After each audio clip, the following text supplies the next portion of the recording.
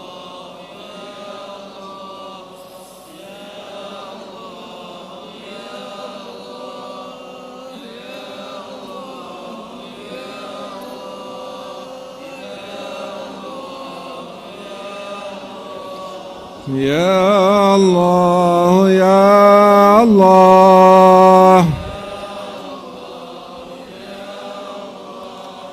Ya Allah, Ya Allah,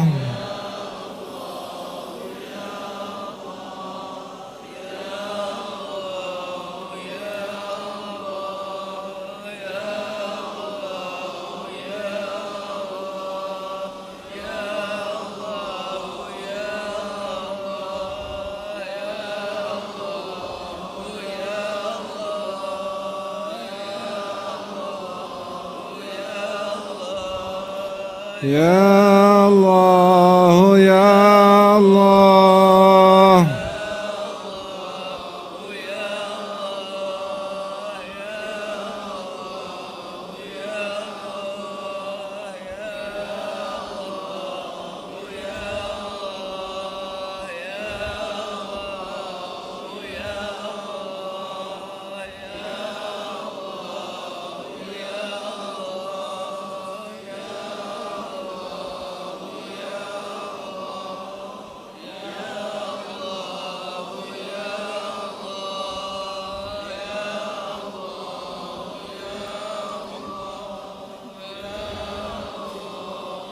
إن الله وملائكته يصلون على النبي يا أيها الذين آمنوا صلوا عليه وسلموا تسليما لبيك اللهم لبيك اللهم صل وسلم وبارك وكرم بقدر عظمة ذاتك العلية في كل وقت وحين أبدا عدد ما علمت وزنة ما علمت وملء ما علمت على سيدنا ومولانا محمد وعلى آل سيدنا ومولانا محمد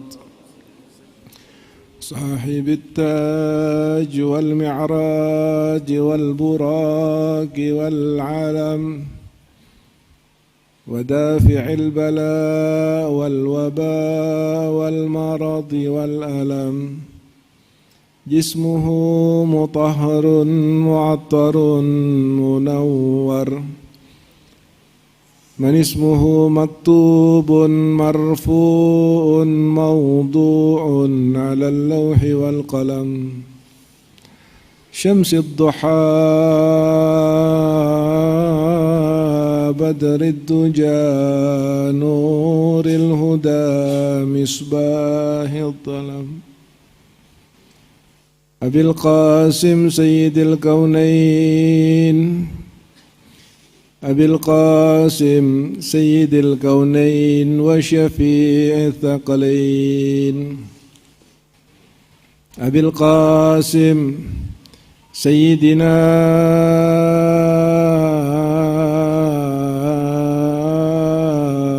محمد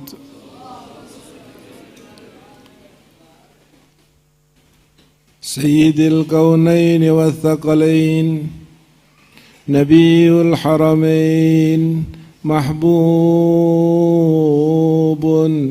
عند رب المشرقين والمغربين فيا أيها الراجون منه شفاعة صلوا عليه وسلموا تسليما اللهم صل وسلم وبارك فيا من يطلب وصاله يقظة ومناما صلوا عليه وسلموا تسليما اللهم فيا أيها المشتاقون إلى رؤيا جماله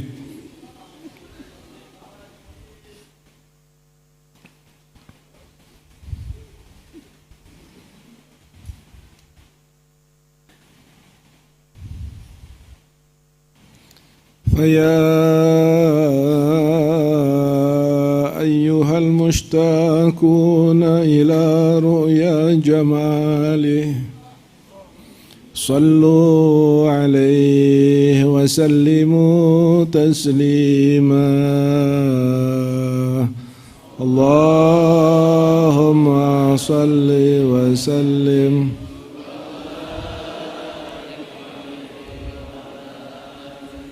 التحيات المباركات الصلوات الطيبات لله. السلام عليك أيها النبي ورحمة الله وبركاته. السلام عليك أيها النبي ورحمة الله وبركاته.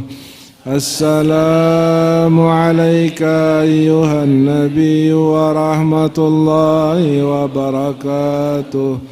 السلام عليك أيها النبي ورحمة الله وبركاته.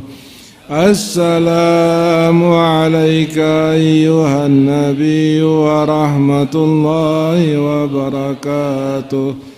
السلام عليك أيها النبي ورحمة الله وبركاته.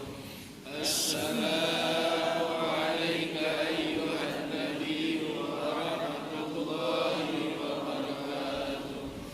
السلام عليك أيها النبي ورحمة الله وبركاته. السلام عليك أيها النبي ورحمة الله وبركاته. السلام عليك أيها النبي ورحمة وبذلك يحسن الختم كما يحسن التقديم. عليه أفضل الصلاة والتسليم والحمد لله رب العالمين. بسم الله الرحمن الرحيم. الحمد لله رب العالمين. اللهم صل وسلم على سيدنا محمد في الأولين والآخرين، وصل وسلم على سيدنا محمد في النبيين والمرسلين، وصل وسلم على سيدنا محمد في الملأ الأعلى إلى يوم الدين. ولقد أشرت لنعت من أوصافه تحيي القلوب تهيج الأشجان، والله قد أثنى عليه فما يساوي القول منا أو يكون ثنانا.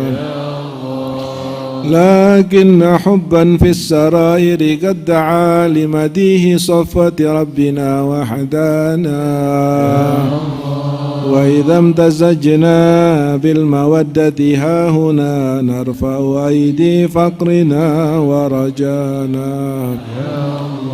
للواحد الأحد العلي إلهنا متوسلين بمن إليه دعانا، مختاره وحبيبه وصفيه زين الوجود به الإله حبانا. يا ربنا يا ربنا يا ربنا بالمصطفى اقبلنا أجب دعوانا. أنت لنا يا دخرنا في هذه الدنيا وفي أخرانا. أصلح لنا الأحوال واغفر ذنبنا ولا تؤاخذ ربي إن أخطانا. واسلك بنا في نهج طه المصطفى ثبت على قدم الحبيب خطانا. أرنا بفضل منك طلعة أحمد في بهجة عين الرضا ترعانا. واربط به في كل حال حبلنا وحبال من ودى ومن والانا. والمحسنين ومن أجاب نداءنا وذوي الحقوق وطالبا أوصانا. والحاضرين وساعيا في جمعنا ها نحن بين يديك أنت ترانا.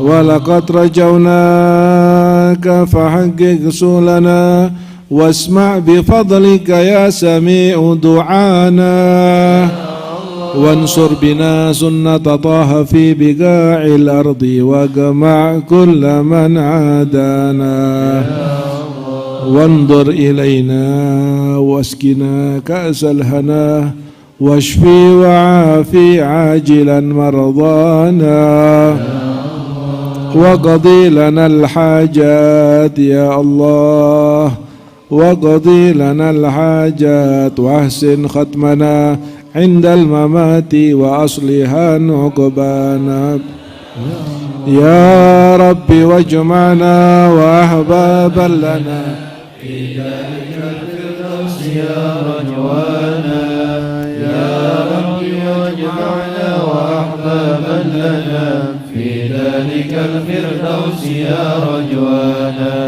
يا رب واجمعنا وأحبابا لنا في ذلك الفردوس يا رجوانا المصطفى صل عليه وآله ما حركت ريح الصبا أغصانا سبحان ربك رب العزة عما يصفون وسلام على المرسلين والحمد لله رب العالمين الصلاة والسلام عليك يا سيد المرسلين الصلاة والسلام عليك يا خاتم النبيين الصلاة والسلام عليك يا من أرسلك الله رحمة للعالمين ورضي الله تعالى عن أصحاب رسول الله أجمعين آمين. Dari nama-nama yang meminta dan memohon kepada kita untuk didoakan, mereka ada yang sakit, ada yang sedang punya hajat, ada yang sedang sedih, ada yang sedang susah. Mudah-mudahan dengan rahmat Allah dan berkat Rasulullah SAW semua penyakitnya diangkat, hajatnya dikabulkan, kesedihannya dihapuskan oleh Allah Subhanahu wa taala, dan mereka yang memiliki orang tua mudah-mudahan sudah wafat diampuni oleh Allah. Yang orang tuanya masih hidup mudah-mudahan dikaruniai bakti yang tulus kepadanya. Dan mereka yang punya anak mudah-mudahan anaknya dijadikan anak-anak yang soleh dan soleha, diberkati oleh Allah dan dijadikan anak yang akan membahagiakannya di dunia dan di akhirat. Mereka yang sedang bekerja mudah-mudahan pekerjaannya diberi keberkahan oleh Allah. Mereka yang sedang berusaha mudah-mudahan usahanya diberkahi oleh Allah. Mereka yang sedang mencari jodoh mudah-mudahan didekatkan jodohnya oleh Allah. Apapun yang menjadi hajat yang baik dari jamaah yang hadir di tempat ini maupun jamaah yang menyaksikan di luar sana maupun mereka yang mendengarkan doa-doa kita, mudah-mudahan Allah berikan mereka seperti yang diberikan kepada kita dan tidak dikurangi sedikit pun dari keutamaannya. Bifadlika wa karamika wa judika ya arhamar rahimin wa bibarakati sayyidina Muhammad sallallahu alaihi wasallam wa aslafina salihin wa ila hadratin nabi al-Fatihah.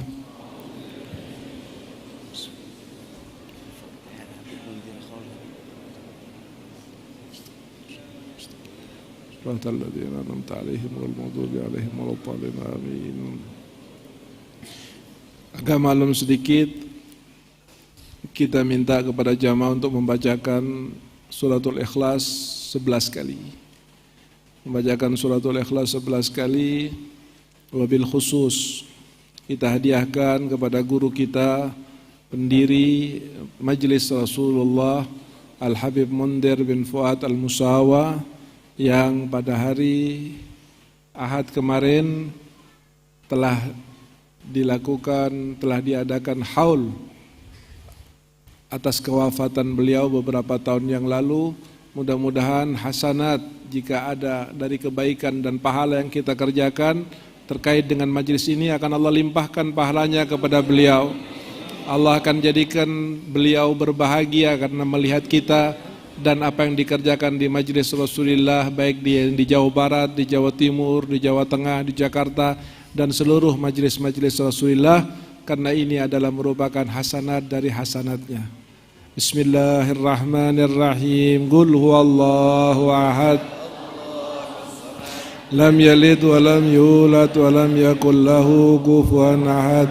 Bismillahirrahmanirrahim. Qul huwallahu ahad, Allahus samad, لم يلد ولم يولد ولم يكن له كفوا أحد بسم الله الرحمن الرحيم قل هو الله أحد الله الصمد لم يلد ولم يولد ولم يكن له كفوا أحد بسم الله الرحمن الرحيم قل هو الله أحد الله الصمد لم يلد ولم يولد ولم يكن له كفوا أحد بسم الله الرحمن الرحيم قل هو الله أحد الله الصمد لم يلد ولم يولد ولم يكن له كفوا أحد بسم الله الرحمن الرحيم قل هو الله أحد الله الصمد لم يلد ولم يولد ولم يكن له كفوا أحد بسم الله الرحمن الرحيم قل هو الله أحد الله الصمد لم يلد ولم يولد ولم يكن له كفوا أحد بسم الله الرحمن الرحيم قل هو الله أحد الله الصمد لم يلد ولم يولد ولم يكن له كفوا أحد بسم الله الرحمن الرحيم قل هو الله أحد الله الصمد لم يلد ولم يولد ولم يكن له كفوا أحد بسم الله الرحمن الرحيم قل هو الله أحد الله الصمد لم يلد ولم يولد ولم يكن له كفوا أحد لا إله إلا الله والله أكبر بسم الله الرحمن الرحيم قل أعوذ برب الفلق من شر ما خلق ومن شر غاسق إذا وقب ومن شر النفاثات في العقد ومن شر حاسد إذا حسد لا إله إلا الله والله أكبر بسم الله الرحمن الرحيم قل أعوذ برب الناس ملك الناس إله الناس من شر الوسواس الخناس الذي يوسوس في صدور الناس من الجنة والناس خصوصا للأرواح وحضرة أستاذنا وشيخنا الحبيب منذر بن فؤاد المساوى وجميع مشايخنا وساداتنا وآبائنا ورجالنا. Mudah-mudahan Allah kirimkan pahala ini juga kepada seluruh orang tua kita, kakek-kakek kita yang telah wafat dan dari seluruh keluarga kita. Mudah-mudahan malam hari ini diberkahi oleh Allah Subhanahu wa taala dengan keberkahan suratul Ikhlas dan zikrullah taala serta majlis dan salawat kepada Nabi Muhammad sallallahu alaihi wasallam. Wa kullu niyatin salihah jami'ah syamilah li khairatid dunya wa na'imil akhirah wa ila hadratin Nabi. Al-Fatihah.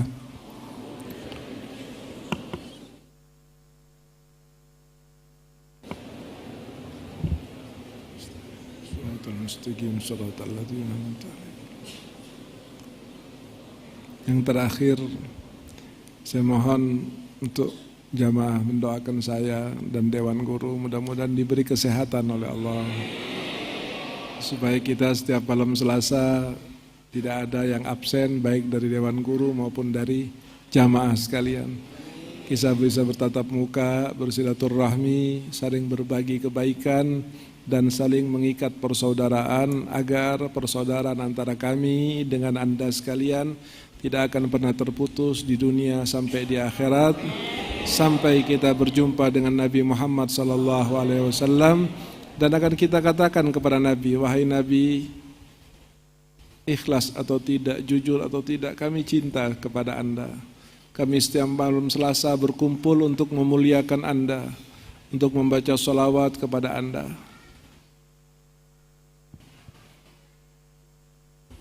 Maka kami berharap, terimalah ini apa adanya ya Rasulullah, karena kami butuh kepada Nabi.